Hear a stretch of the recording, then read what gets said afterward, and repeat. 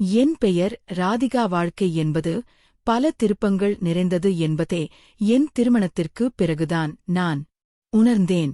நான் திருமண வயதை அடைந்தவுடன் என் பெற்றோர் எனக்கு ஒருவரனை பார்த்தார்கள். அது என் சொந்த அத்தையின் மகன்தான். எனக்கு 2 அத்தைகள். அதில் பெரிய அத்தை மகனான திலீப் என்பவரைதான் நான் திருமணம் செய்து கொண்டேன். எங்கள் குடும்பம் ஒரு பெரிய கூட்டுக் குடும்பம் போலத்தான். என் இன்னொரு அத்தைக்கு ஒரு மகன் இருக்கிறான். அவன் பெயர் கார்த்தி. அவன் இப்போதுதான் வகுப்பு படிக்கிறான். ஆனால் அவன் பெயருக்கேற்றாற்போல மிகச் சுட்டி பையன். எப்போதும் துருதுருவனை எதையாவது செய்து கொண்டே இருப்பான். பெரியோர்கள் நிச்சயித்தபடி என் திருமணம் மிக விமரிசையாக நடந்து முடிந்தது.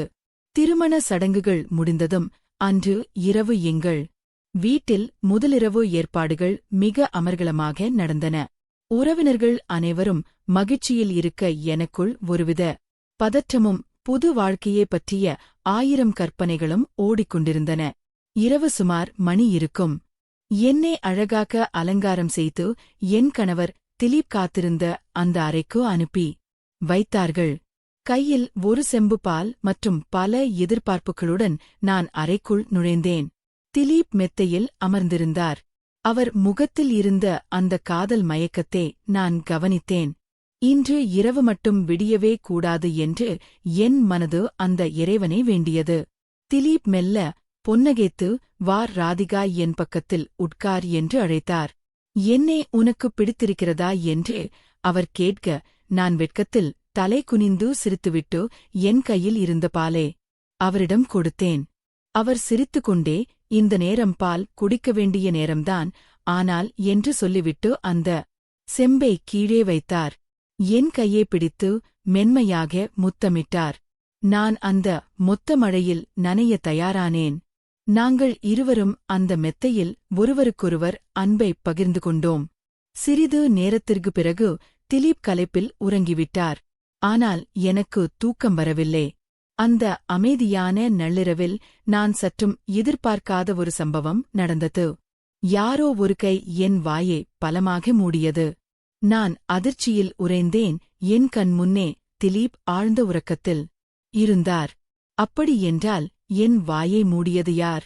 என்னால் எதுவும் செய்ய முடியவில்லை, பார்க்கவும் முடியவில்லை. அந்த நள்ளிரவு நேரத்தில் என் வாயை மூடியது யார் என்று தெரியாமல் நான் தவித்த தவிப்பு இருக்கிறதே, அதை வார்த்தைகளால் சொல்ல முடியாது. என் கணவர் திலீப் அருகில் உறங்கிக் கொண்டிருக்க இந்த அந்நிய நபர் யார்?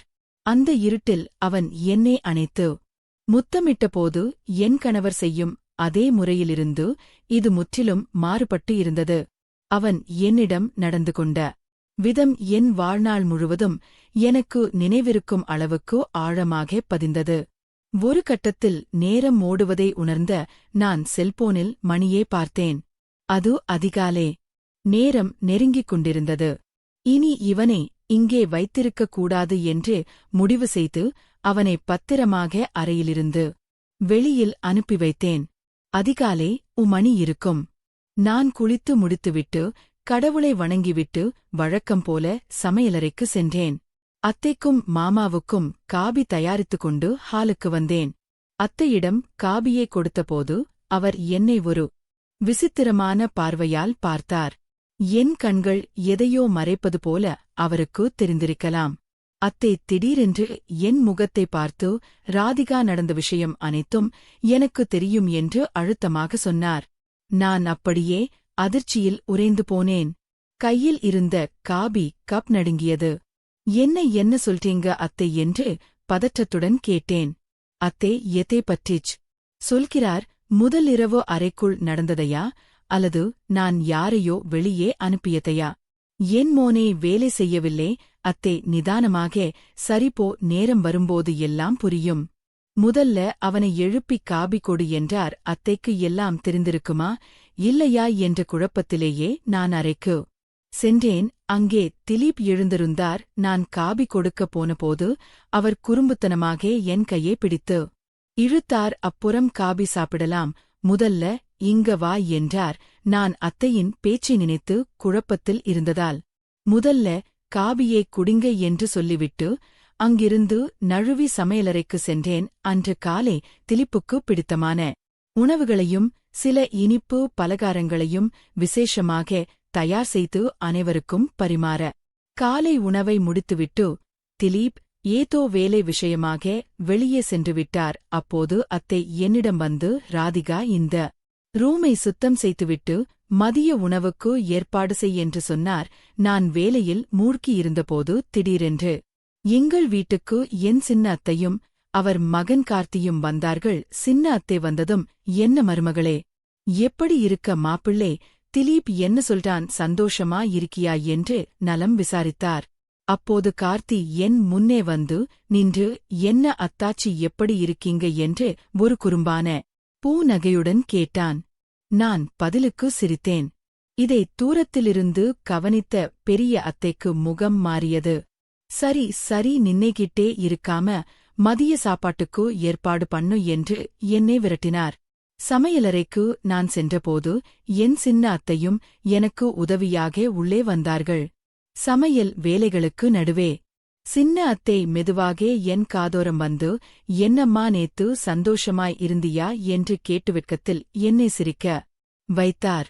அவர் கையில் இருந்த மல்லிகை பூவை எடுத்து என் தலையில் வைத்துவிட்டு, நீ என்றும் சந்தோஷமாக இருக்கணும், நீயும் என் மருமகள்தான் என்று பாசத்தோடு சொன்னார். அப்போது அவருக்கு ஒரு போன் வர அவர் பேசுவதற்காக மாடிக்கு சென்றார். நான் தனியாக சமைத்துக் கொண்டிருந்தபோது திடீரென்று என் கண்ணில் ஏதோ ஒரு தூசி விழுந்துவிட்டது.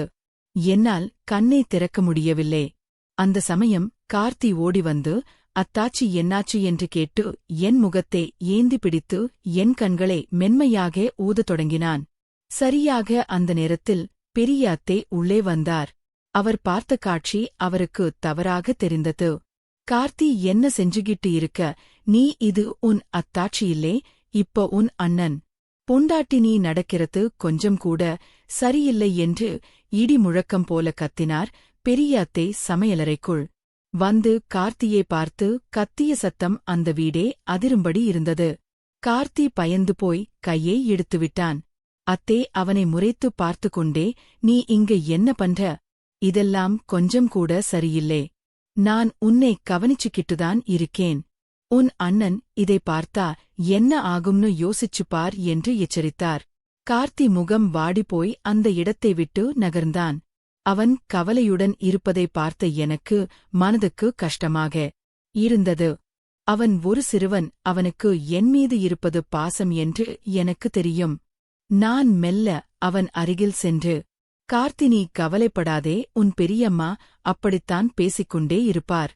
ஆனால் அவர் மனசு நல்லவங்க. அவர் சொல்வதை நீ பெருசாக நினைக்காதே, சரிவா, சாப்பிட்டுவிட்டு மாடியில் பேசலாம் என்று அவனுக்கு ஆறுதல் கூறி அழைத்துச் சென்றேன். மதிய உணவை முடித்த பிறகு என் சின்ன அத்தையும் கார்த்தியும் அவர்கள் ஊருக்கு கிளம்பிச் சென்றார்கள். அதன் பிறகும் சில மாதங்கள் ஓடின. ஒரு மாற்றத்திற்காக நாங்கள் அனைவரும் குடும்பத்தோடு ஒரு சுற்றுலா தலத்திற்கு செல்ல திட்டமிட்டோம். கிளம்பும்போதே அத்தை என் மீது ஒரு கண் வைத்திருப்பதை நான் கவனித்தேன். சுற்றுலா சென்ற இடத்தில் அனைவரும் மகிழ்ச்சியாக இடங்களை சுற்றி பார்த்துக் கொண்டிருந்தோம்.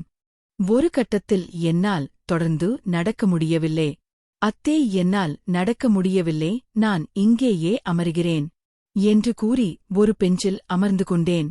மற்றவர்கள் சுற்றி பார்க்க சென்றார்கள். சுமார் 1 மணி நேரம் கழித்து என் கணவர் திலீப் என்னிடம் வந்து, ராதிகா அம்மாவிடம் செல்போன் சார்ஜர் இருக்கிறது, அதை வாங்கிட்டு வா என்று சொன்னார். நான் அத்தை இருக்கும் இடத்தை நோக்கிச் சென்றேன். அத்தை அங்கே யாரிடமோ போனில் மிக தீவிரமாக பேசிக் கொண்டிருந்தார். நான் வருவதை அவர் கவனிக்கவில்லை.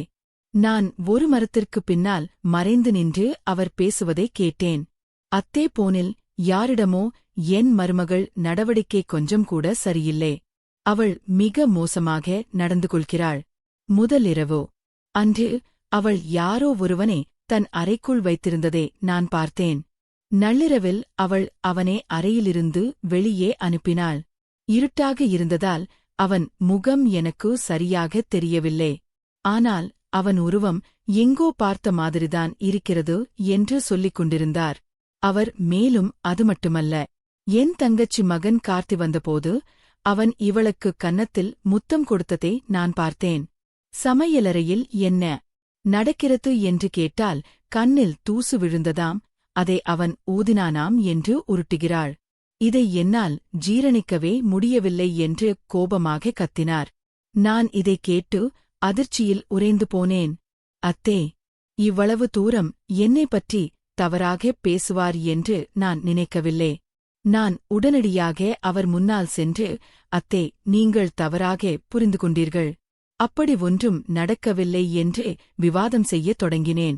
எங்கள் இருவருக்குமிடையே வாக்குவாதம் ஒற்றிக் கொண்டிருந்தபோது திலீப் அங்கே வந்தார். என்ன இங்கே சத்தம், என்ன பேசிட்டு இருக்கீங்க என்று திலீப் கேட்க அத்தைத்தான் போனில் பேசிய அனைத்து விஷயங்களையும் திலீப்பிடம் கொட்டினார். உன் வாழ்க்கே பாழாகிவிட்டது திலீப் என்று அத்தை அழுது கொண்டே சொன்னார். திலீப் திகைத்து போய் நின்றார். அம்மா, என்ன சொல்கிறீர்கள்?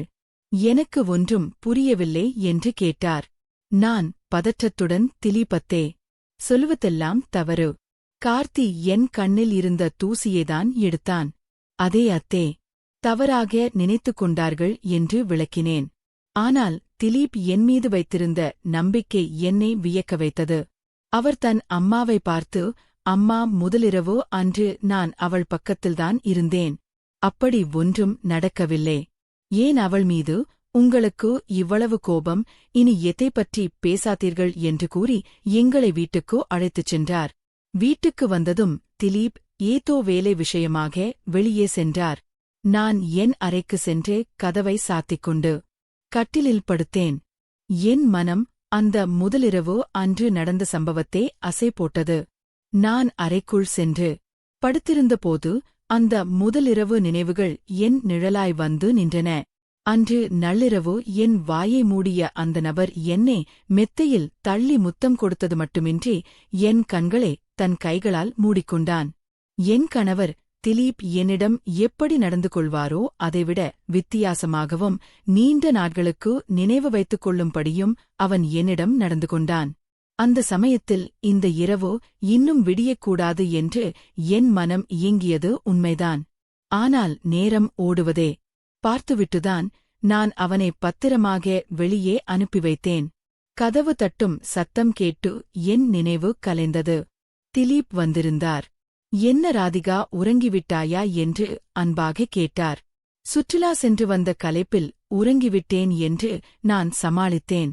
அத்தை சொன்ன புகார்களை அவர் மீண்டும் கேட்பார் என்று நான் பயந்தேன். ஆனால் என்மீது இருந்த நம்பிக்கையால் அவர் அதைப் பற்றி ஒரு வார்த்தை கூட பேசவில்லை. மறுநாள் காலை அத்தை மீண்டும் திலீப்பிடம் வம்புக்கு சென்றார்.